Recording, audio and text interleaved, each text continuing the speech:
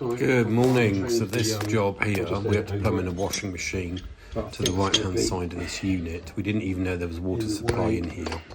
We were going to tap into the right hand side. Anyway, we found this waste and these hot and cold feeds in here. So there was obviously a basin here at some stage in its existence in this house. So the customers just moved in, literally they've only been in a week. Need a washing machine urgently, as you do. Anyway, so we turned up, we found these pipes. So I said, oh look, instead of like cutting in and cutting all this out, we'll set it all up because in the future they want to get all this done. Anyway, these fittings here, good gracious me, they were done up so tight. So tight, and it was just unbelievable. So we had to go for spanners and grips, and of course, because that shelf's fixed, we couldn't clear it out. So we're trying to work at the back of a unit, little kitchen unit. We got a post in the way.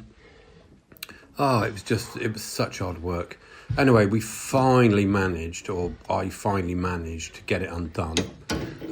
So they asked us to cap off the hot, so we've done that. And then I thought, well, what we'll do, we'll bring the cold feed in for the washing machine in through the bottom, and we'll repurpose that waste. So we went out to the van, we get a load of solvent well pipe, load of solvent well fittings. Turns out it's all push fit. So that push fit pipe goes down to the ground, and then they've concreted around it, so you can't pull that piece of pipe out. So we were then thinking, okay, well, do we put on a McAlpine straight coupler, a compression coupler, and connect it up? No, we decided not to do that. So what we've actually done is replace it in push fit. Now, in the future, what will be happening here is that we will rip all this out. It'll all be re-piped. We'll bury all the pipes in the wall. Customer's going to spend quite a lot of money renovating the property. It's a beautiful property, fantastic view of the Malvern Hills. And so when we rip all this out, we'll probably dig that pipe out, change it all to solvent weld. Because I'm a lot happier with solvent weld when it's all hidden behind new units, etc. Because as long as you've applied plenty of glue, it'll work.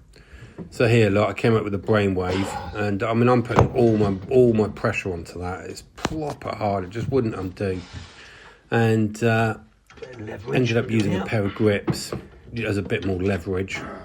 Finally got just a tiny bit of movement. We then managed to loosen it, and I think it goes here. We finally managed to get it to move. These Joker spanners are fantastic for tight spots like this.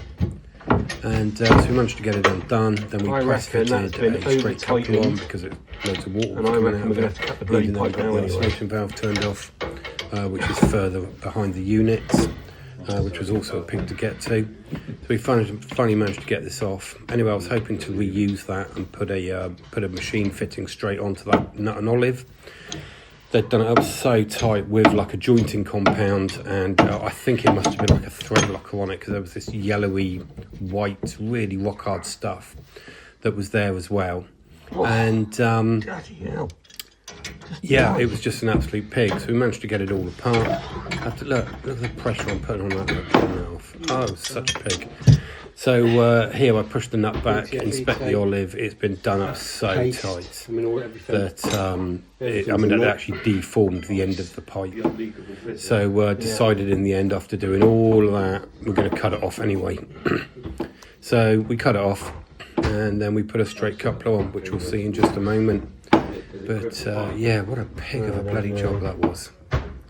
So how many pigs of jobs do you get like that? Anyone else have these where you just go, really? Why? Why has this been done? Why has it been completely over-tightened? Because it's all in compression, so everything's compression. There was compression elbows, compression tees. Makes you wonder if it was like a DIY job, do you know what I mean? So anyway, I ended up cutting it off. We cleaned it with our SPI pipe cleaner, which is a fantastic bit of kit. And then Hayden, my son, because my back was killing me by this time. So we've already pressed that coupler on.